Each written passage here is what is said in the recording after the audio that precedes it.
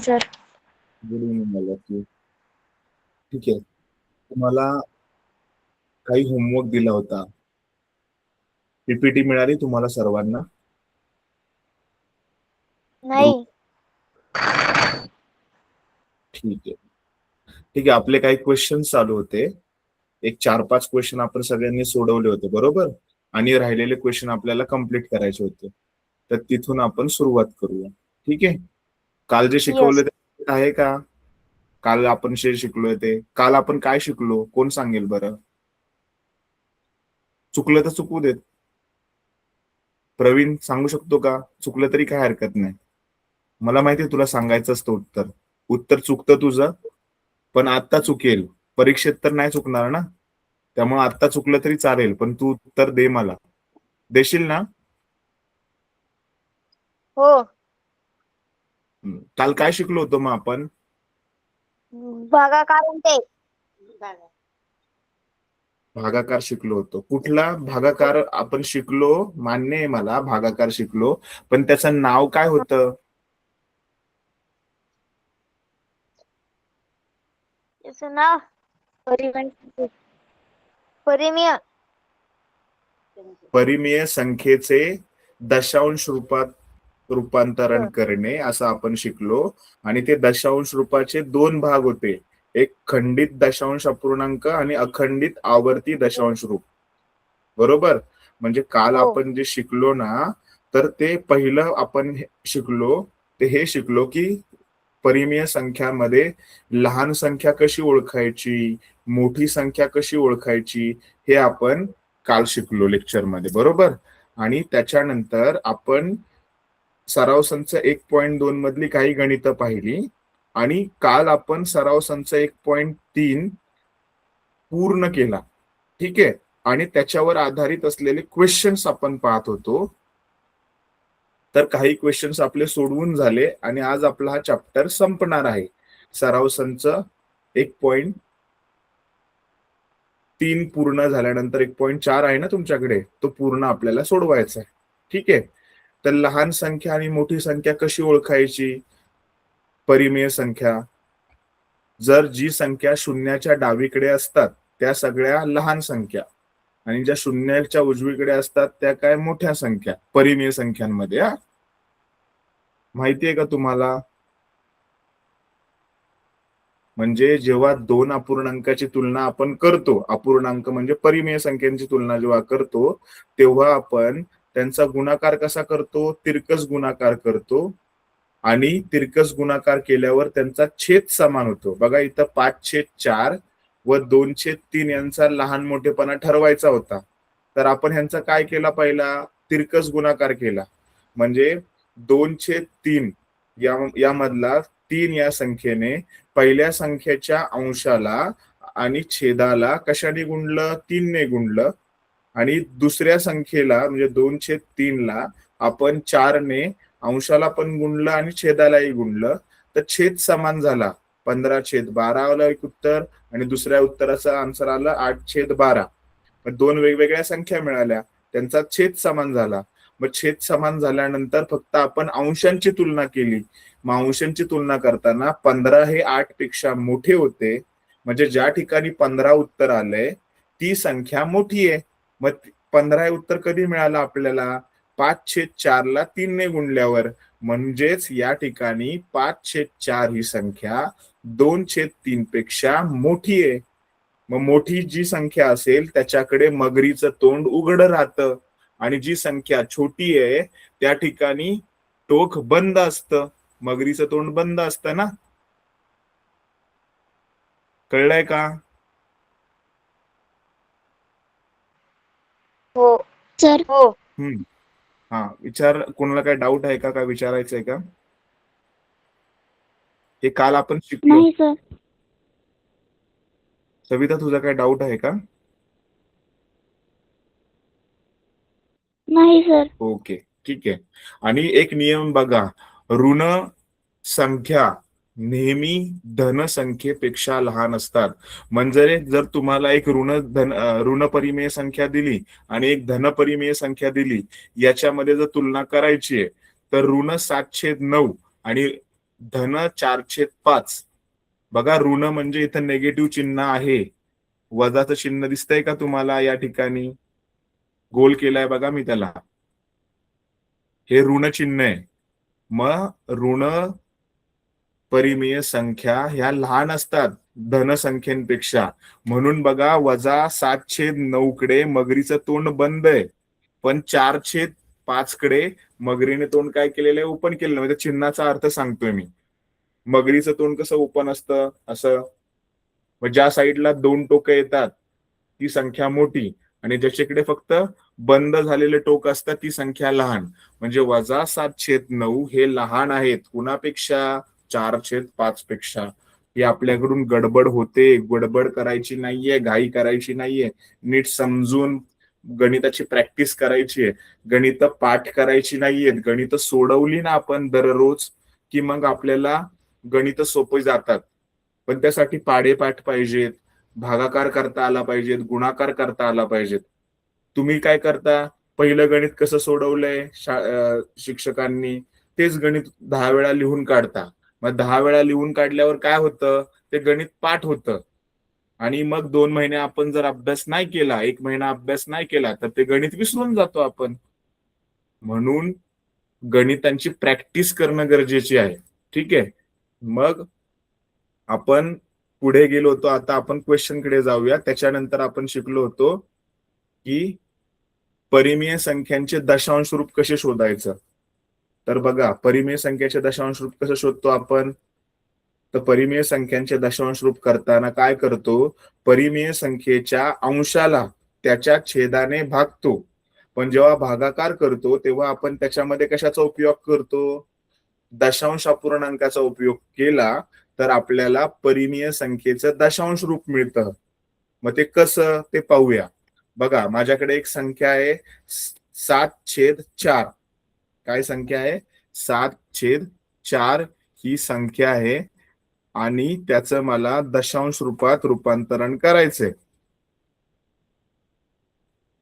7/4.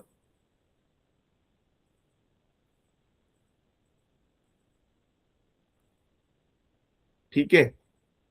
7/4 जेव्हा मला, एक मिनिट परत डबल झालाय ते.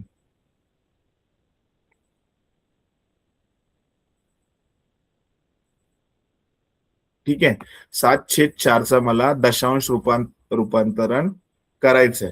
मग मी काय केलं? 7ला 4ने भागलं. 7ला 4ने भागायचंय. मग 7 4च्या पाड्यामध्ये येतात का? तर बाबा नाही येत. मग 4च्या पाड्यामध्ये 7 पेक्षा छोटी संख्या कोण आहे? स्वतः 4च आहे ना. ती कोणत्या स्थानावर येते? पहिल्या स्थानावर येते. बरोबर, ती पहिल्या स्थानावर येते. म्हणून 4×1 = 4. बरोबर, 4ने आपण भाग लावतोय ना 7ला. 4×1 = 4 म्हणजे 1 आपण लिहिणार भागाकारामध्ये, आणि खाली किती लिहिणार? 7च्या खाली लिहिणार 4. म्हणजे या दोघांचा 4×1 = 4 भाग लागला 1चा. 7च्या खाली लिहिले 4, 7तनं 4 गेले, उरले 3. मग आता काय करायचंय की 4च्या पाड्यामध्ये तर 3 येत नाहीत. 3 ही छोटी संख्या आहे, म्हणून जिथे आपण भागाकारामध्ये 1 लिहिलाय ना, त्याच्या बाजूला उजवीकडे दशांश चिन्ह लिहितो. बघा, दशांश चिन्ह लिहिलं. मग जर दशांश चिन्ह लिहिलं तर त्याच्या पुढे आता काय होणार की 3 जिथं लिहिलाय ना त्याच्या उजवीकडे आपण 1 शून्य वाढवू शकतो दशांश चिन्ह लिहिल्यामुळे. म्हणून आता खाली किती झाले? 30 झाले. बघा, जोपर्यंत दशांश चिन्ह लिहिलं नाही तोपर्यंत मी शून्य वाढवलंय का? नाही वाढवला. जेव्हा दशांश चिन्ह लिहिलं तेव्हा बाकी जिथे 3 होतं त्याच्या उजवीकडे मी शून्य लिहिला. मग 4च्या पाड्यामध्ये 30 येतात का? तर 4चा पाडा मोजला पाहिजे. माझा 4चा पाडा पाठ आहे. मग मी 4चा पाडा मोजला तर 4च्या पाड्यामध्ये 30 येत नाहीत, पण 4च्या पाड्यामध्ये 30 पेक्षा छोटी संख्या येते. 4च्या पाड्यामध्ये 30 पेक्षा छोटी संख्या येते. ती संख्या काय असेल बरं? कोण सांगेल? 4च्या पाड्यामध्ये 30 पेक्षा छोटी संख्या कोणती येते? कोण सांगेल बरं? येस सविता. हा सांग बेटा. सर मी हा उत्तर सांगू का सर मी? नाही, 4च्या पाड्यात उत्तर सांगू? उत्तर नको सांगू. 4च्या पाड्यामध्ये 30 पेक्षा लहान संख्या कोणती आहे?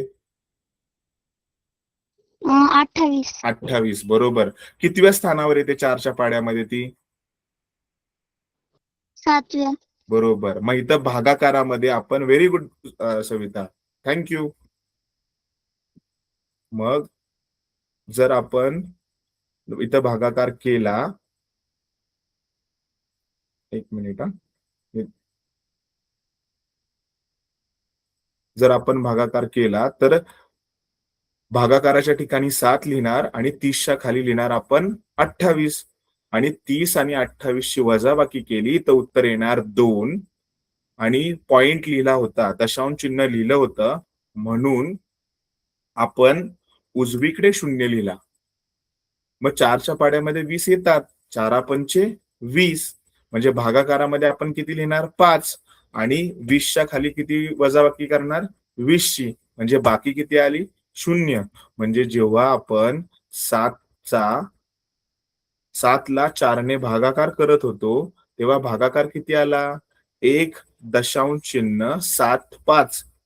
म्हणजे परिमेय संख्याचं रूपांतरण आपण दशांश रूपात करतो. आणि जर त्याला पूर्ण भाग गेला तर त्याला काय बोलतो? खंडित दशांश रूप. तर त्याला काय बोलतो आपण? खंडित दशांश रूप. म्हणजे जर आपण 7/4ला म्हणजे 7/4 याचा भागाकार जर पूर्ण केला आणि बाकी जर 0 आली म्हणजे भागाकाराची क्रिया पूर्ण झाली, तर त्या परिमेय संख्येच्या दशांश रूपाला आपण खंडित दशांश रूप असे म्हणतो.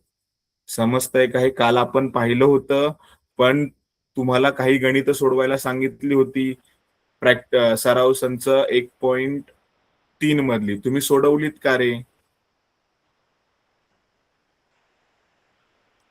म्हणून हे पुन्हा घेतलंय. मग याचे 2 अर्थ होतात. मग खंडित दशांश रूप कशाला म्हणायचं, अखंडित दशांश रूप कशाला म्हणायचं, हे पण सांगितलं होतं. खंडित दशांश रूप म्हणजे काय? जेव्हा पूर्ण भाग जातो आणि बाकी 0 उरते तेव्हा परिमेय संख्याच्या दशांश रूपाला खंडित दशांश रूप म्हणतात. जेव्हा परिमेय संख्येचा आपण भागाकार करतो, बाकी 0 उरत नाही, पण भागाकारामध्ये एकच अंक पुन्हा पुन्हा पुन्हा पुन्हा पुन्हा पुन्हा येत राहतो, तर त्याला बोलतो आपण अखंड आवर्ती दशांश रूप. मग परिमेय संख्याचे दशांश रूप कोणते आहे? तर एक खंडित दशांश रूप आणि एक अखंड आवर्ती दशांश रूप. हे आपण काल पाहिलंय. आणि ह्याच्यावरच्या आधारित गणित मी तुम्हाला हे गणित सोडून दिलं होतं 3रं. ह्याचा पूर्ण भागाकार मी करून दाखवला होता तुम्हाला. हा पुन्हा आता मी तेच करून देणार नाहीये. तुम्ही बाकीची गणितं अशाच प्रकारे सोडवायची होती. तुम्ही सोडवली का रे? प्रश्न आहे तुम्हाला सर्वांना. केलाय का तुम्ही अभ्यास? काल आपलं लेक्चर झालं ना? 3च तर गणितं करायची होती तुम्हाला. एक पण नाही केलं का? सोडवलंच नाही तुम्ही? जमलंच नाही कोणतं गणित का? अभ्यासच केला नाही? केला असेल तर सांगा हो. नाही केला, नाही सांगितलं तरी चालेल. मी तुम्हाला ओरडत नाही. तुम्हाला प्रश्न विचारतोय. काही शिक्षा पण दिली नाहीये तुम्हाला. तुम्ही जर बोललात तर मला कळेल ना किंवा तुम्ही अभ्यास केलाय, तुम्ही अभ्यास नाही केला. बरं, कोणी कोणी नाही केला, मी कोणालाच ओरडत नाही. नाही केला ना अभ्यास? सर सॉरी, मी नाही केला. ओके बेटा. मी तेच तुम्हाला बोलतोय. नाही केला तरी मी कोणाला ओरडलोय का? कुणावर चिडलेलो नाहीये मी. पण तुम्ही जर आता नाही केला ना अभ्यास, तर जेव्हा तुम्हाला वेळ मिळेल, म्हणजे आता रविवारी सुट्टी असते, त्या दिवशी हा पुन्हा अभ्यास करा. म्हणजे तुमची गणिताची प्रॅक्टिस होईल. मला माहितीये तुम्हाला दुसऱ्या विषयांचाही अभ्यास असेल, कदाचित काम असेल, विसरला असाल, त्यामुळे तुमचा अभ्यास राहिला असेल. ठीक आहे, नेक्स्ट टाइम कराल ना? मग मी कोणावर नाराज नाहीये. पण मला नक्की माहितीये की तुम्ही नक्की करणार पुढच्या वेळेस.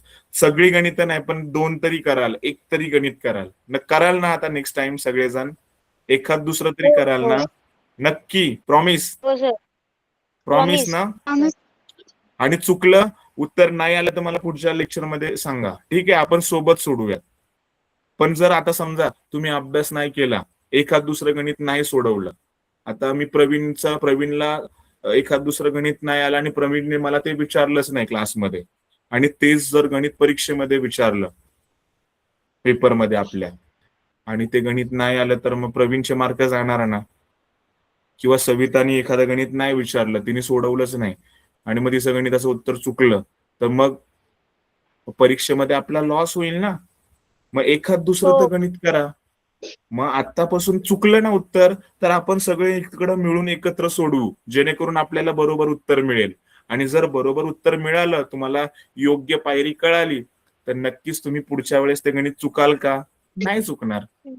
ठीक आहे. आणि मग परीक्षेमध्ये आपल्याला चांगले मार्क्स पण मिळणार. मग मम्मी पप्पा पण खुश, तुम्ही पण खुश, कारण की तुमचा नंबर फर्स्ट रँकने येणार. ठीक आहे. सो नेक्स्ट टाइम, ठीक आहे, सगळी गणितं नाही जमली तर एखाद दुसरं तर गणित ट्राय करा. ठीक आहे. चला पुढे पाहूया आपण. आपली काही जी गणितं राहिली होती त्याचा अभ्यास करूया आपण. ठीक आहे. पहिले 4 प्रश्न झाले होते. ठीक आहे. ऋण संख्या नेहमी धनसंख्येपेक्षा डॅश डॅश असते. काय सांगाल बरं उत्तर? 5वा प्रश्न. ऋण संख्या नेहमी धनसंख्येपेक्षा डॅश डॅश असते. मोठी असते का लहान असते?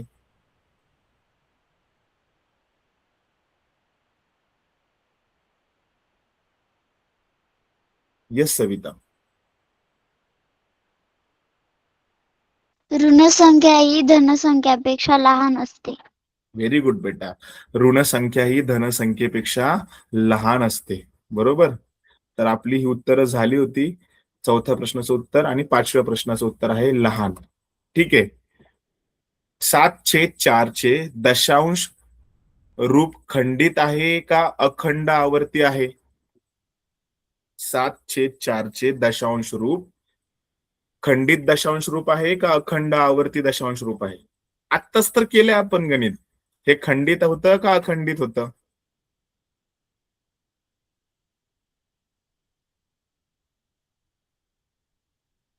आता तर सोडवलं ना हे गणित. बघा, हे गणित आता तर सोडवलं. तुम्ही सोडवलं ना माझ्यासोबत. 7/4 काय बोलतात त्याला? खंडित सर खंडित दशांश रूप. अरे मग आता शिकवलेलं तुम्ही सांगत नाहीयेत मला. लक्ष नाही का तुमचं? खंडित दशांश रूप आहे.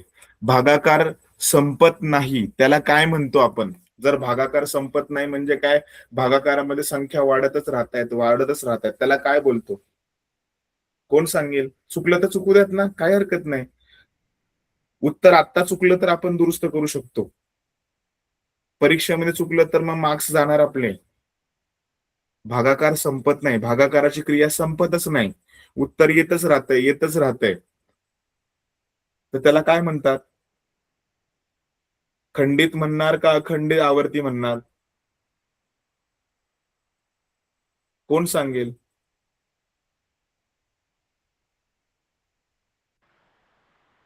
अखंडित भागाकाराची क्रिया. आवर्ती व्हेरी गुड. अखंडित. अखंडित आवर्ती व्हेरी गुड, व्हेरी गुड बेटा.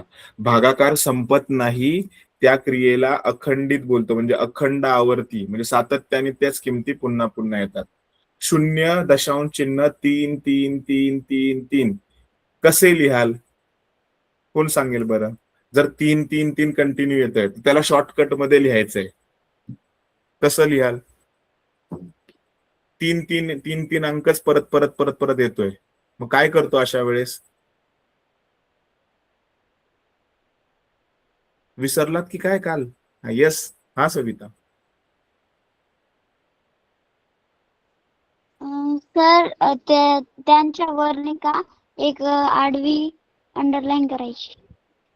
आडवी अंडरलाईन नाही, रेग. आडवी डॅश वरती, अंडरलाईन म्हणजे खाली, अंडर म्हणजे खाली, लाईन म्हणजे खाली रेष नाही मारत आपण. 3च्या डोक्यावर म्हणजे वरच्या ठिकाणी आपण डॅश लिहितो, म्हणजे 0.3 लिहून त्याच्यावरती एक डॅश लिहू किंवा टिंब देऊ, किंवा काय देऊ? टिंब देऊ. Very good. हा बघा 0.3 लिहा, त्याच्यावरती एक टिंब द्या किंवा 0. एकदाच 3 लिहून त्याच्यावरती डॅश लिहायचंय. समजतंय का? अवघड आहे का खूप? तुम्ही जर लेक्चर व्यवस्थित लक्ष दिलं ना तर तुमची उत्तर चुकत नाही. हा, जर तुम्ही असं थोडस दुर्लक्ष केलं तर तुमचं उत्तर चुकतं. बघा ह्याचं उत्तर काय आहे की तुम्ही 0.3च्या वरती टिंब द्याल किंवा 0.3 लिहून त्याच्यावरती आडवी रेघ माराल. 10/2चा भागाकार खंडित आहे का अखंडित आहे? खंडित आहे का? 10/2 केले म्हणजे 10/2 लिहिलं आणि भागाकार केला तर ह्याचा भागाकार खंडित आहे का अखंडित आहे? अखंडित. अखंडित. प्रवीणचं उत्तर आहे अखंडित. बरोबर का प्रवीण? हेच उत्तर आहे ना तुझं? खंडित. खंडित. नक्की? बघा खंडित. परत बदलू नको. खंडित ना? ठीक आहे. कसं ओळखलं रे तू? बरोबर आहे उत्तर तुझं. कसं काय ओळखलं तू?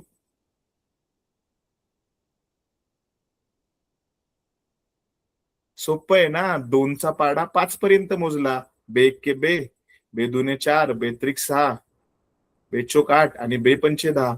मग 2 ने 10ला पूर्ण भाग जातो, बाकी किती उरते? 0. मग ज्याची बाकी 0 येते तो भागाकार काय असतो? खंडित. म्हणून याचं उत्तर आहे खंडित. ज्याला उत्तर कळलं नाही त्याच्यासाठी. 10/2चा भागाकार खंडित आहे का? तर बाबा होय, खंडित आहे. आता शेवटचं उत्तर हा, मला प्रवीणच उत्तर देणार ह्याच्यातलं. ठीक आहे. -2/3 आणि -4/3 यात कोण मोठे आहे बरं?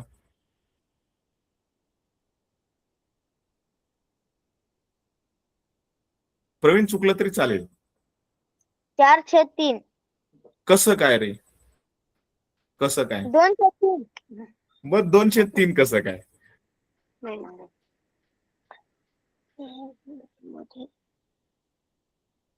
ते 4/3 पेक्षा मोठी आहे. कसं पण तू ओळखलं कसं?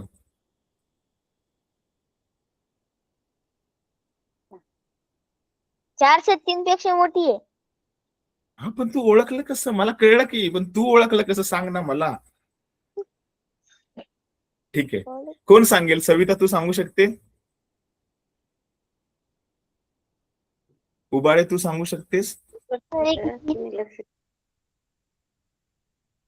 उत्तर तुझं बरोबर आहे, पण ते कसं शोधलं ते सांगायचं मला.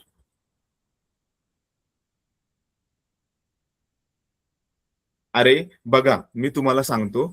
आपण इकडे एक रेष मारू. ठीक आहे. मी स्क्रीन दाखवते. स्क्रीनवरच करूया आपण. तर मागं जाऊयात. एक पेन घेतलाय मी. स्क्रीन दिसते तुम्हाला माझी? तिथं मी आडवी रेष मारतोय. असं समजायचं असेल ना, तुम्हाला कळत नसेल ना, तर हे सोपं आहे. आडवी रेष जर आपण मारली आणि त्याच्यावर संख्या दाखवायच्या, मध्ये काय येतो? 0. ठीक आहे. मग कोणता येते? कोणती संख्या येते? डावीकडे -1, नंतर -2, नंतर -3 आणि मग कोण येतोय रे? -4. आता आपल्या दोन्ही संख्या कशा आहेत? ऋण आहेत ना. मग ऋण आपण जेव्हा आपण नियम शिकलोय, संख्या रेषेवर उजवीकडच्या संख्या मोठ्या असतात, डावीकडच्या संख्या लहान असतात. दोघांचा छेद किती येतं? 2/3. 3 हा छेद समान आहे. बरोबर. पण पहिला कोण आलाय? -2 आलाय. तो डावीकडे आहे का उजवीकडे आहे? -4 पेक्षा तो डावीकडे आहे का उजवीकडे आहे? -4च्या -2 म्हणजे -2. उजवीकडे आहे ना. -2 हा 4च्या उजवीकडे आहे, -4च्या उजवीकडे आहे. त्यामुळे इथे -2/3 हे मोठे आहेत. समजलं का? संख्या रेषा काढायच्या आणि मग सोडवायचं. हे आलं पाहिजे तुम्हाला. -2 या ठिकाणी मोठे आहेत. ठीक आहे. आता आपण शेवटचा अभ्यास पाहणार आहोत. ठीक आहे. म्हणजे आज आपण काय शिकलो? तर परिमेय संख्येचा भाग 2 पाहिला. त्याच्यामध्ये अभ्यास म्हणजे सराव संच तू अभ्यास 1.1, 1.2, 1.3 पूर्ण केला, ह्याचे सगळे नियम तुम्ही तुमच्या बुकमध्ये ठेवले असतील, तर ह्या प्रश्नांची उत्तरे तुम्हाला सोडवायची आहेत. हा होमवर्क आहे. ठीक आहे. आणि ह्याची उत्तरं पण पाठीमागे दिलेली आहेत, पण मला तुम्हाला सांगता आली पाहिजेत. ठीक आहे. आता आपण इथपर्यंत थांबूया आणि पुढचा पॉइंट म्हणजे पुढचा एक पार्ट म्हणजे ह्याच्या पुढचा जो अभ्यास जो आपला आहे तो कंप्लीट करूया. ठीक आहे. हे प्रश्न जे आहेत ते तुम्हाला सोडवायचे. ह्याच्या पुढचा अभ्यास म्हणजे जो शेवटचा सराव संच आहे तो पूर्ण करायचा आहे. म्हणजे आजचा आपला पाठ संपून जाईल. ठीक आहे. एक मिनिट, मी स्क्रीन प्रेझेंट करतोय. स्क्रीन बंद केली आहे.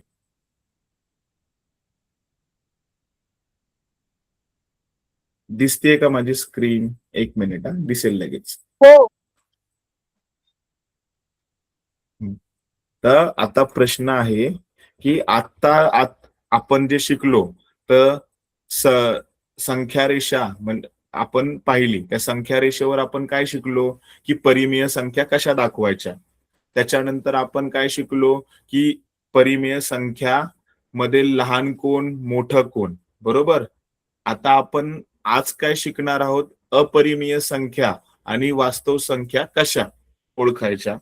आणि पायथागोरसचा प्रमेय वापरून वर्गमुळात 2 ते चिन्ह लिहिलंय ना, 2च्या वरती बघा असं स्क्वेअर चिन्ह लिहिलेलं आहे, त्या चिन्हाला बोललं जातं वर्गमूळ. वर्गमुळात 2 म्हणजे किंवा करणीचं चिन्ह बोलतो त्याला, करणीमध्ये 2 ही संख्या रेषेवर दाखवणं आणि सराव संच आपला 1.4 सोडवून घ्यायचा आहे आपल्याला. ठीक आहे. मग आता आज आपण जे शिकणार आहोत त्याला आपण काय बोलतो की ज्या संख्यांचे दशांश रूप कधीही संपत नाही आणि त्यात कोणताही गट पुन्हा पुन्हा येतच नाही. म्हणजे जसं आता आपण पाहिलं ना की दशांश रूप करताना परिमेय संख्येचा आपण दशांश रूप पाहत होतो, तेव्हा भागाकार करताना भागाकार संपला तर त्याला खंडित दशांश रूप बोलत होतो. आणि जर भागाकार संपत नसेल, एकच संख्या 3 3 3 3 3 पुढे येतच राहते, तर त्याला अखंडित बोलायचो. बरोबर ना. पण जर भागाकार संपतच नाही, उत्तर नुसतं येतच राहते, नवीन नवीन संख्या येतच राहतात, किती गणित सोडवलं तरी उत्तर संपतच नाहीये, भागाकार हा संपतच नाहीये, मग अशा संख्येला आपण काय बोलतो, अपरिमेय संख्या. अशा संख्यांना काय बोलतो आपण, अपरिमेय संख्या. म्हणजे परिमेय संख्येची आणि अपरिमेय संख्येची जर आपण बेरीज केली तर आपल्याला कोणती संख्या मिळते, तर बाबा वास्तव संख्या मिळते. म्हणून आपल्याला पुढच्या इयत्तेमध्ये वास्तव संख्या म्हणून प्रकरण आहे. आता आपल्याला परिमेय संख्या बरोबर प्रकरण आहे ना, तर 9वी मध्ये आपण गेलो ना तर वास्तव संख्यांचं एक प्रकरण आपल्याला शिकायचं. ठीक आहे. म्हणजे परिमेय संख्या आणि अपरिमेय संख्या जर यांची बेरीज केली तर आपल्याला काय मिळतं, वास्तव संख्या मिळतात. मग वास्तव संख्या म्हणजे सगळ्या संख्या, म्हणजे परिमेय संख्या त्याच्यामध्ये येतात, अपरिमेय संख्या ज्याच्यामध्ये येतात त्यांना वास्तव संख्या असे म्हणतात. अपरिमेय संख्या कुणाला म्हणायचं, ज्या संख्यांचं वर्गमूळ निघत नाही त्या सगळ्या संख्यांना आपण अपरिमेय संख्या म्हणतो. म्हणजे 2चं वर्गमूळ निघत नाही म्हणून वर्गमुळात 2 लिहिलंय, 3चं वर्गमूळ निघत नाही म्हणून वर्गमुळात 3 लिहिलंय, 5चं वर्गमूळ निघत नाही त्याला आपण अपरिमेय संख्या म्हणतो. 4चं वर्गमूळ निघतं, किती येतं, 2. माहिती आहे ना तुम्हाला 4 कुणाचा वर्ग आहे, वर्ग म्हणजे काय हे माहितीये का? माहिती असेल तर सांगा, नसेल माहिती तर मी सांगतो. वर्ग म्हणजे काय हे तुम्हाला माहित आहे का? तुम्हाला सर्वांना प्रश्न. अरे हो नाही काहीतरी बोला.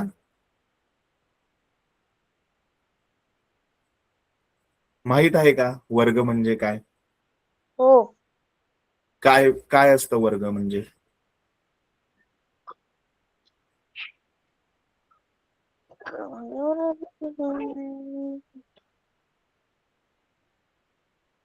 आता मला हे उत्तर सांगू नका की सर आम्ही शाळेमध्ये जातो, शाळेमध्ये आमचा आमची बसण्याची जागा जिथे आहे, सगळे मुलं ज्या ठिकाणी ज्या खोलीमध्ये बसतात त्याला वर्ग म्हणतो. ते उत्तर नाही, त्याला क्लास बोलतो आपण, त्याला इयत्ता बोलतो. ते बसायच्या जागेला वर्ग बोलतो तो वेगळा. गणितामध्ये वर्ग म्हणजे काय? वर्ग म्हणजे एका संख्येला त्याच संख्येने 2 वेळा गुणलं जातं. एका संख्येला त्याच संख्येने 2 वेळा गुणणे याला आपण वर्ग बोलतो. माझी स्क्रीन दिसते सगळ्यांना? शेवटच्या पॉइंटवर Yes, आलो sir. का मी? एक मिनिट.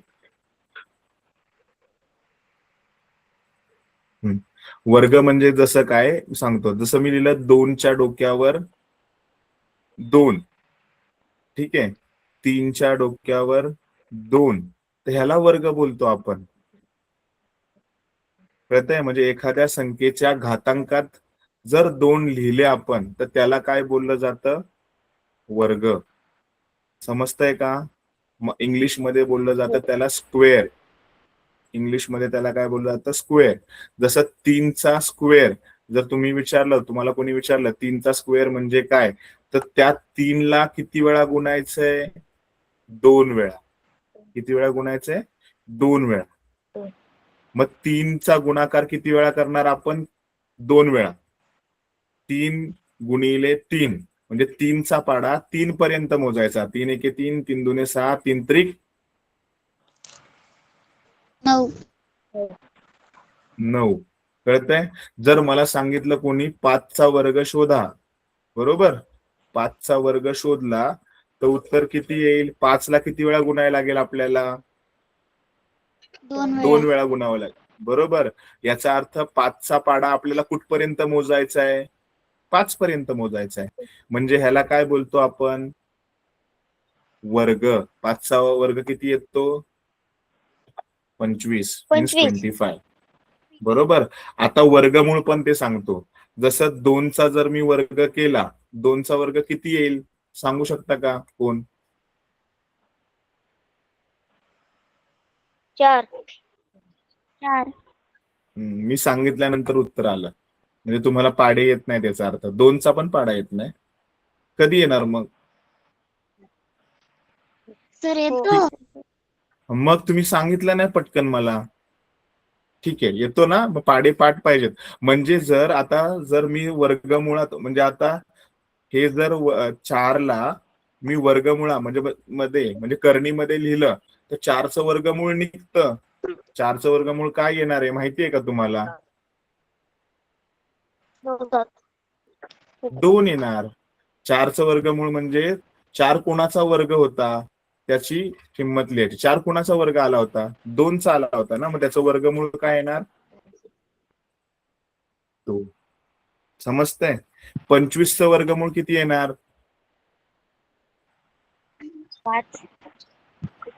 5. कळतंय? ज्या संख्यांचं वर्गमूळ निघत नाही ना त्यांना अपरिमेय संख्या बोलतात. 2चं वर्गमूळ निघणार का? 2चं वर्गमूळ काहीच निघत नाही, म्हणून ती अपरिमेय संख्या. 3चं वर्गमूळ निघतं का? नाही निघत, म्हणून ती अपरिमेय संख्या. समजतंय का तुम्हाला? अपरिमेय संख्या कोणाला बोलायचं? की ज्यांचं वर्गमूळ निघत नाही अशा संख्यांना आपण अपरिमेय संख्या म्हणतो. मग 9चं वर्गमूळ निघतं का रे? कोण सांगेल मला? 9चं स्क्वेअर रूट निघेल का? मग ही 9 ही संख्या 9 ही संख्या परिमेय संख्या आहे का अपरिमेय संख्या आहे?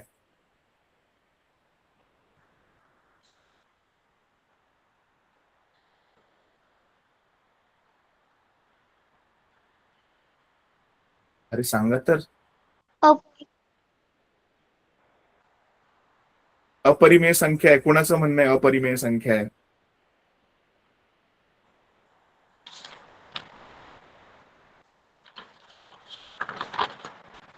नाईन ही संख्या परिमेय संख्या आहे का अपरिमेय संख्या? तर ती परिमेय संख्या आहे, अपरिमेय नाहीये. का? तर 3 गुणिले 3 केलं तर उत्तर आपल्याला काय मिळतं? 3 गुणिले 3 केलं तर उत्तर काय मिळतं? 9 मिळतं. हा बरोबर, 9 मिळतं. म्हणजे 9 हा कुणाचा वर्ग आहे? 3चा वर्ग आहे ना. 3 गुणिले 3 करणं म्हणजेच त्याचं उत्तर किती येणार आहे? 3चा वर्गाचं 9. उत्तर किती येणार आहे? 9. मग 9चं वर्गमूळ निघतं ना. 9चं वर्गमूळ किती? 3. 3. मग ज्याचं वर्गमूळ निघत नाही ती अपरिमेय संख्या. 9चं तर वर्गमूळ निघालं, मग ही अपरिमेय संख्या आहे का? नाहीये. समजलंय का? ज्या संख्येचं वर्गमूळ काढता येत नाही त्या सगळ्या संख्यांना आपण काय बोलतो? अपरिमेय संख्या. हे सोपी लक्षात गोष्ट घ्या. 9चं वर्गमूळ निघतं, किती येतं? 3. मग दुसरा प्रश्न आहे माझा की जर मला सांगितलं 16 ही संख्या वर्गमुळात 16 ही संख्या अपरिमेय संख्या आहे का की परिमेय संख्या? वर्गमुळात 16.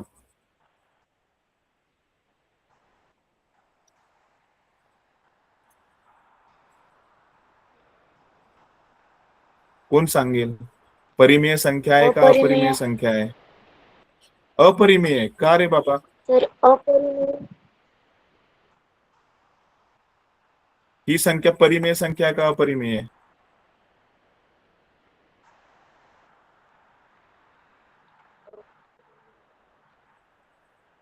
चारचा पाडा येतो? चुकीचे उत्तर. अपरिमेय हे उत्तर चुकीचं आहे.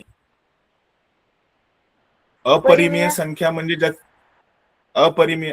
परिमेय काय सांग बरं?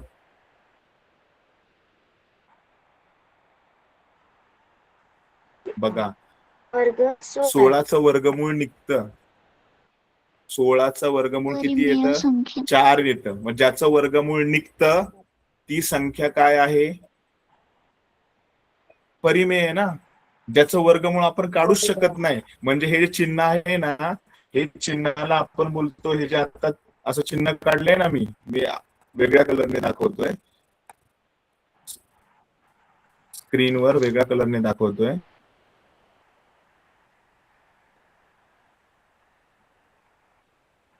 ब्लू कलरने दाखवतोय. सिम्बॉलला वर्गमूळ बोललं जातं. ह्या सिम्बॉलला काय बोललं जातं? त्या चिन्हाला काय बोललं जातं? वर्गमूळ. मग ज्या संख्येचं वर्गमूळ आपण हटवू शकत नाही, चिन्ह वर्गमुळाचं चिन्ह हटवू शकत नाही, त्या सगळ्या संख्या आपण अपरिमेय संख्या म्हणून संबोधित करतो. इथपर्यंत तर कळालंय का तुम्हाला? का अजून अवघड वाटतंय? मग 16चं वर्गमूळ आपण काढू शकतो ना. 16 कुणाच्या पाड्यामध्ये येतो? 4च्या पाड्यामध्ये. जर तुम्ही 4चा वर्ग केला, 4चा वर्ग केला तर उत्तर किती येणार? 4 गुणिले 4 करणार ना. 4 गुणिले 4 केलं तर उत्तर किती येतं? 16. आणि 16चं वर्गमूळ काढलं तर उत्तर किती येणार? 4 येणार ना. मग 16चं वर्गमूळ निघतं म्हणून ती परिमेय संख्या आहे. ती अपरिमेय संख्या कधी ओळखायची? की ज्याचं वर्गमूळ काढू शकत नाही. 2चं वर्गमूळ आपण काढू शकत नाही, 3चं वर्गमूळ काढू शकत नाही, म्हणून त्या सगळ्या संख्या अपरिमेय संख्या आहेत. कन्फ्युजन आहे का सगळ्यांचं? अपरिमेय कुणाला बोलायचं? ज्यांचं वर्गमूळ काढता येत नाही. 2चं वर्गमूळ काढता येत नाही, 3चं वर्गमूळ काढता येत नाही. 4चं येतं का रे?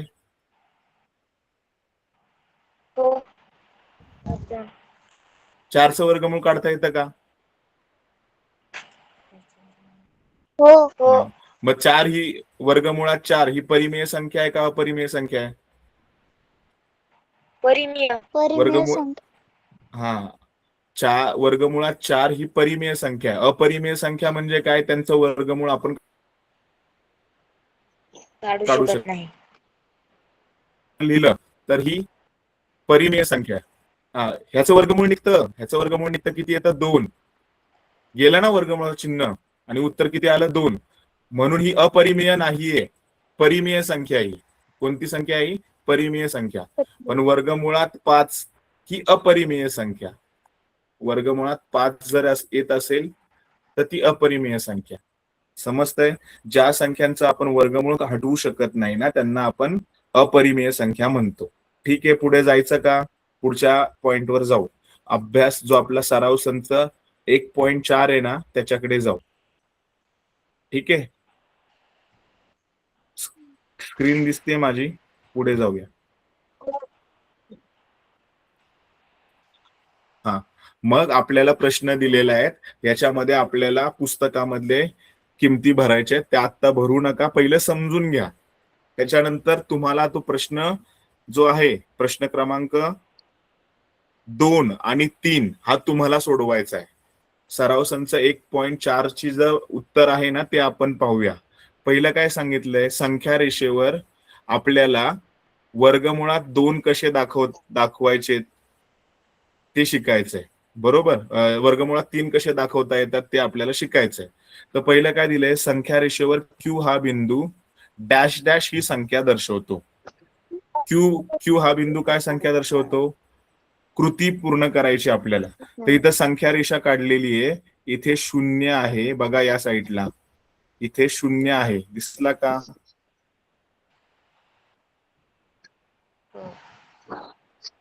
सेंटरला दिसला का 0? त्याचं नाव दिलंय ओ. हो. दिसलंय का? त्याचं नाव दिलंय ओ. इथे आपला काय आहे? 0 आहे. तर आपल्याला प्रश्न काय विचारलाय, संख्या रेषेवर क्यू हा बिंदू डॅश डॅश ही संख्या दर्शवतो. क्यू हा बिंदू काय दाखवतोय? वर्गमुळात 2. दिसतोय का?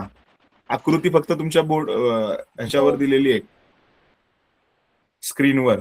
मग इथे कोणती संख्या, क्यू बिंदू कोणती संख्या दाखवतोय? तर वर्गमुळात 2. मी त्याला एरो करून दाखवलंय.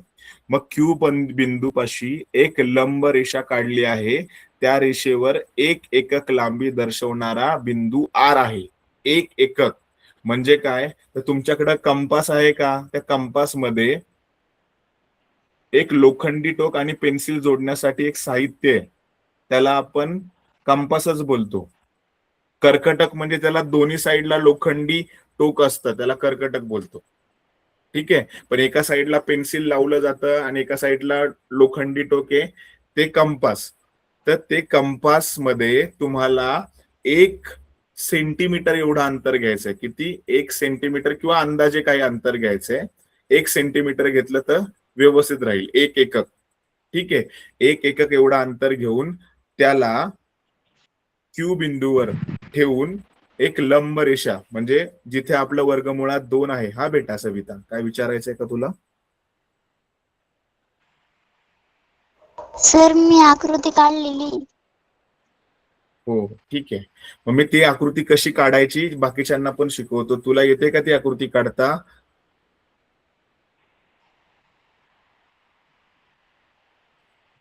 येस बेटा, व्हेरी गुड. तुला येते ना आकृती काढता? बाकीच्यांना पण आली पाहिजेत म्हणून मी सांगतोय. व्हेरी गुड बेटा, लक्ष द्या. हा दिसली मला आकृती तू काढलेली, थँक्यू. क्यू बिंदूपाशी एक आपण लंब रेषा काढली. लंब रेषा म्हणजे काय? उभी रेषा मारली. बघा, निळ्या कलरचा बाण आहे त्याच्यावर, दिसतोय का इथे? अशी एक उभी रेष मारली आणि त्या रेषेवर 1 एकक लांबी दर्शवणारा आर बिंदू घेतला. 1 एकक दर्शवणारा आर बिंदू आपण इथे घेतला. तो कशाने घेतला? कंपास आणि पेन्सिल मध्ये 1 सेंटीमीटरचं अंतर घेतलं, त्याला क्यू बिंदूवर ठेवलं, म्हणजे ओ बिंदूवर ठेवून त्या ठिकाणी आपल्याला एक एकक सेंटीमीटर अंतर घेऊन त्याच्यावर असा आडवा चाप मारायचा आहे. म्हणजे लोखंडी टोक कशावर ठेवणार तुम्ही? ओ बिंदूवर. आणि तिथून पेन्सिलने काय करणार, जिथं आपण जी उभी रेष मारली होती ना, बघा पहिली स्टेप पुन्हा लक्ष द्या कसं करायचं आपल्याला. जिथे आपला क्यू बिंदू होता तिथून पहिली सरळ रेष मारली. ठीक आहे. सरळ रेष मारल्यानंतर पेन्सिल आणि कंपास मध्ये काही अंतर ठेवून त्याला जे लोखंडी टोक आहे ना कंपासचं, ते ओ बिंदूवर ठेवायचं आणि तिथून असा आडवा चाप मारायचा पेन्सिलने, या साईडला, उजव्या साईडला, जिथं तुम्ही उभी रेष मारली आहे ना त्या साईडला. ठीक आहे. मग तुम्हाला ज्या ठिकाणी हा पॉइंट टच होतोय, बघा इथे एक पॉइंट टच होईल ह्या बिंदूमध्ये, तर त्या बिंदूला आपल्याला नाव द्यायचंय आर. जसं मी इथे आकृतीमध्ये काढलेलं आहे. आकृतीमध्ये मी काय काढलेलं आहे?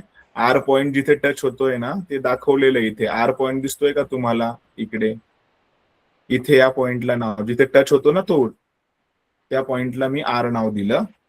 आर आणि ओ जोडला. मग आपण काय सांगतो की ओ पासून क्यू पर्यंतचं अंतर, ओ पासून क्यू पर्यंतचं अंतर किती आहे? वर्गमुळात 2 आहे. ओ पासून क्यू पर्यंतचं अंतर किती होतं? वर्गमुळात 2. ठीक आहे. आणि ओ पासून आर हे अंतर किती आहे? 1 युनिट. 1 युनिट म्हणजे 1 सेंटीमीटर असं आपण पकडू. ठीक आहे. तर आपल्याला आर क्यूचं माप शोधायचंय, किंवा तर आपल्याला काय माप शोधायचंय? आर क्यूचं माप शोधायचंय. तर मग आपण इथं लिहिलं काय? ओ आर म्हणजे पायथागोरसचं प्रमेयाचं सूत्र वापरलं. पायथागोरसचं प्रमेयाचं सूत्र आहे की कर्ण वर्ग बरोबर पाया वर्ग अधिक उंची वर्ग. मग इथं पाया कोण होता? ओ पासून क्यू हा पाया आहे. उंची काय आहे? ओ पासून क्यू हा पाया आहे आणि क्यू पासून आर ही उंची आहे. मग या ठिकाणी क्यू पासून आर ही जर उंची आहे, त्याची व्हॅल्यू जरी आपण 1 घेतली आणि ओ पासून क्यूचं अंतर आपण वर्गमुळात 2 घेतलं, तर वर्गमुळात 2चा वर्ग केला तर वर्गमुळाचं चिन्ह निघून जातं. उरतात किती? 2. 1चा वर्ग केला म्हणजे 1 लाच किती वेळा गुणायचंय? 2 वेळा गुणायचंय. 1 गुणिले 1 केलं तर उत्तर किती येणार? 1. मग 2 अधिक 1 केलं तर उत्तर किती येतं? 3. पण आपल्याला ओ आर चं माप शोधायचंय. कुणाचं माप शोधायचंय? ओ पासून आर चं माप शोधायचंय. मग ते ओ आर चं माप किती येणार? तर दोन्ही बाजूला आपण काय लावणार? पुन्हा वर्गमूळ काढणार. वर्गमूळ काढलं तर 3चं वर्गमूळ निघत नाही. मग ओ पासून आर एवढे अंतर घेऊन काढलेला कंस ज्या रेषेला जेथे छेदतो तिथे आपण नाव काय देऊया? सी नाव देऊया. म्हणजे आपण या ठिकाणी वर्गमुळात 3 कसे दाखवायचे हे शिकलो. म्हणजे या ठिकाणी बघा, आर ओ बिंदूवर तुम्ही नाव दिला आणि ह्याला असा आडवी रेष मारली, बरोबर, अशी उभी रेष मारली. या ठिकाणी पिवळा चाप मारलाय ना पिवळ्या रंगाने. ज्या ठिकाणी निळ्या लाईनला छेदलाय तो पॉइंट, त्याला आपण काय बोलू? वर्गमुळात 3. मग सी हा बिंदू वर्गमुळात 3 ही संख्या दाखवतो. इथे तुम्हाला चुका होतात त्यासाठी एक टीप दिलेली आहे. पुढची संख्या शोधताना लंब आधीच्या संख्येवर म्हणजे क्यू वर काढा. म्हणजे समजा जर मला वर्गमुळात 5 ही संख्या दाखवायची आहे, बरोबर, तर वर्गमुळात 5 ही संख्या दाखवण्यासाठी मी 2 वर काय करणार? लंब काढणार. म्हणजे एक आडवी रेषा मारणार. ठीक आहे. त्याच्यावर पॉइंट देणार 0, मग उजवीकडे 1, मग उजवीकडे 2. ठीक आहे. आणि 2 वर मी उभी रेष मारणार. किती मारणार? उभी रेष. आणि कंपास आणि पट्टीमध्ये अंतर किती घेणार? 1 सेंटीमीटरचं अंतर घेणार. 1 सेंटीमीटरचं अंतर घेऊन बघा, मी ही आकृती म्हणजे वर्गमुळात जर 2 दाखवायचे असतील आपल्याला तर ते कसं दाखवायचं हे मी तुम्हाला सांगतोय, जेणेकरून तुम्ही पुढचा प्रश्न म्हणजे वर्गमुळात 5 ही संख्या आपल्याला दाखवायची आहे संख्या रेषेवर, तर कसं दाखवायचं त्याचा मी एक मेथड सांगतोय. सुरुवातीला काय करणार आपण? एक रेष मारणार. माझी स्क्रीन दिसते ना सगळ्यांना? व्हाईट स्क्रीन झाली आहे का?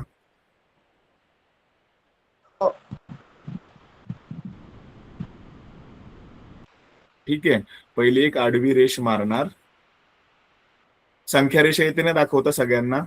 तर संख्या रेषेवर जो मधला सेंटर बिंदू असतो तो असतो 0. मग इकडे 1, मग 2, मग 3 अशा संख्या दाखवतो, बरोबर. मध्ये येणार आपला इथे 0.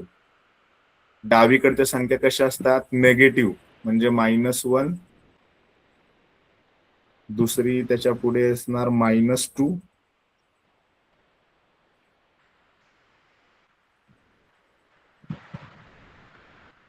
आणि अशा संख्या वाढत जातात. -3. त्याला काय बोलतो आपण? संख्या रेषा म्हणजे नंबर लाईन. इथपर्यंत कळालंय? पहिली स्टेप कळाली आहे का सर्वांना? तुम्ही स्वतः माझ्यासोबत काढू शकता. आपल्याला कोणती संख्या दाखवायची संख्या रेषेवर, वर्गमुळात 5 कसे दाखवायचे ते शिकायचंय. ठीक आहे, इथपर्यंत कळालंय का तुम्हाला? हो किंवा नाही तर बोललात तर मला समजेल. तुम्ही काहीच बोलला नाही तर मला समजणारच नाही तुम्हाला समजलंय किंवा नाही समजलं. पहिली संख्या रेषा दाखवायची, त्याच्यावर नंबर काढायचे, धन आणि ऋण. ठीक आहे, मग जर मला वर्गमुळात 5 दाखवायचे तर मी काय करणार, 2 या संख्येवर एक उभी रेष मारणार सरळ पेन्सिलने आणि पट्टीने. ठीक आहे, आणि मग तुमच्याकडे एक लोखंडी वस्तू आहे, त्याला आपण कंपास बोलतो. त्याच्या एका साईडला पेन्सिल लावली जाते, त्याच्यामध्ये पेन्सिल लावून घ्यायची आणि पट्टी आणि पेन्सिल मध्ये किती अंतर ठेवणार तुम्ही?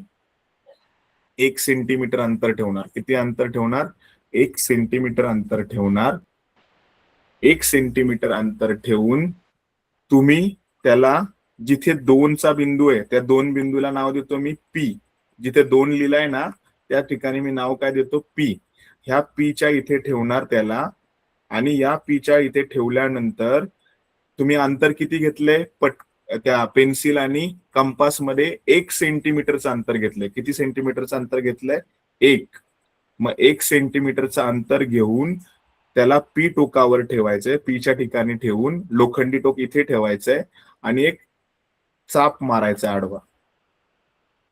ठीक आहे, आडवा चाप मारल्यानंतर तुम्हाला ज्या ठिकाणी हे 2 पॉइंट टच होतात,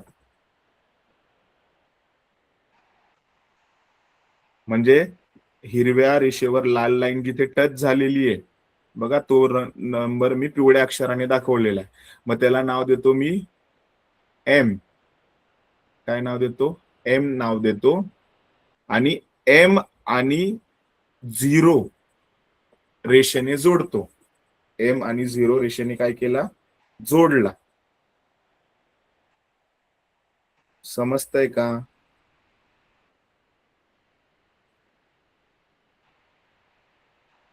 मग या थ्रू तुम्हाला पुढे जाऊन इथून ओ वर म्हणजे 0शी जोडून झाल्यानंतर एम आणि ओ एवढा अंतर घेऊन इथून एक चाप मारायचा असं. आणि हा चाप ज्या ठिकाणी संख्या रेषेला छेदतो, बघा जो चाप मारलाय ना तो ज्या ठिकाणी संख्या रेषेला छेदतो त्या ठिकाणी बघा, मी चाप परत मारून दाखवतो. वेगळा कलर घेतोय, ब्लॅक कलर घेतोय. ठीक आहे, तुम्ही ओ बिंदू जिथे 0 आहे तिथं हे अंतर मोजून 0 ते एम हे अंतर मोजून कशाने? पट्टी पेन्सिल आणि लोखंडी टोक. तर लोखंडी टोक तुमचं 0वर पाहिजेत आणि एम ला टच करणारा एक पॉइंट तुम्ही इथून ओ बिंदूतून असा एक लाईन काढणार. मग ज्या ठिकाणी ओ बिंदूतून जाणारी रेष या ठिकाणी जोडेल तर या टोकाला तुम्हाला इथे काय दाखवावे लागतील? वर्गमुळात 5 दाखवावे लागतील. हे आपल्याला परीक्षेमध्ये विचारलं जातं की वर्गमुळात 5 संख्या रेषेवर दाखवा. तर याची पद्धत सांगितली. 5च्या अगोदरची संख्या किती? 4. 4चं वर्गमूळ येतं 2. म्हणून आपण 2 वर एक उभी रेष मारली. नंतर कंपास आणि पेन्सिल मध्ये 1 सेंटीमीटरचं अंतर घेतलं. त्याला 2च्या टोकाच्या ठिकाणी ठेवून एक आडवी रेष मारली लाल चापानी. आणि तो बिंदू आणि ओ म्हणजे 0 पट्टी आणि पेन्सिलने जोडला. जोडल्यानंतर कंपास आणि पेन्सिल मध्ये अंतर मोजलं 0 आणि एम मधलं, पेन्सिल ठेवून, कंपास आणि पेन्सिल ठेवून. त्याला ज्या ठिकाणी 0 आहे त्या ठिकाणी कंपासचं लोखंडी टोक ठेवलं आणि एक उजव्या साईडला चाप मारला. तो चाप एम बिंदूला छेदून जातो. एम बिंदूला छेदून संख्या रेषेवर जिथे टच होतो, संख्या रेषेवर जिथे बघा या पॉइंटला टच होतो तिथे आपलं उत्तर असणार आहे वर्गमुळात 5. समजलंय का? एकदा प्रॅक्टिस करा. नाही समजलं तर आपण पुढच्या लेक्चरमध्ये मी तुम्हाला व्हिडिओ पाठवतो ते कसं काढलंय ते, जर नसेल कळलं कोणाला तर. ठीक आहे. आणि ह्याचं पुढचा पाठ आपण बघूया.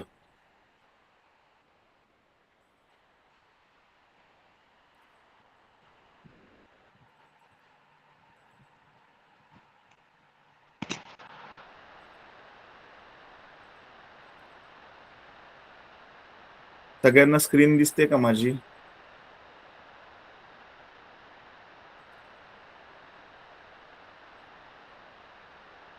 बघा हा कसा शोधलाय. संख्या रेषेवर वर्गमुळात 5 दाखवताना काय करावं लागतं, ती मेथड दाखवलेली इथे. वर्गमुळात 5 दाखवण्यासाठी काय करावं लागतं. ठीक आहे. आज आपण काय शिकलो, तर ज्या संख्यांचे दशांश रूप अखंड आणि अनावर्ती असते. अखंड म्हणजे काय, त्यांचा भागाकार कधीच संपत नाही, तो येतच राहतो. अशा संख्यांना अपरिमेय संख्या म्हणतात. उदाहरणार्थ वर्गमुळात 2, वर्गमुळात 3, वर्गमुळात 5, वर्गमुळात 7, वर्गमुळात 11, वर्गमुळात 13, वर्गमुळात 17 ही उदाहरणं आहेत ज्यांचं अखंड अनावर्ती रूप म्हणजे भागाकार केला तरी त्यांचं उत्तर संपतच नाही. अशा संख्यांना आपण काय बोलतो, अपरिमेय संख्या. उत्तर संपत नाही म्हणजे काय, संख्या परत परत येतात ते नाही. संख्या जर पुन्हा पुन्हा आल्या तर त्याला अखंड आवर्ती रूप असं म्हणतो. पण इथं अनावर्ती बोललंय. अनावर्तीचा अर्थ काय, प्रत्येक वेळेस भागाकारामध्ये संख्या ही वेगवेगळी येते. सर्व परिमेय आणि अपरिमेय संख्या मिळून कोणत्या संख्या तयार होतात, वास्तव संख्या तयार होतात. संख्या रेषेवरील प्रत्येक बिंदू वास्तव संख्या दर्शवतो.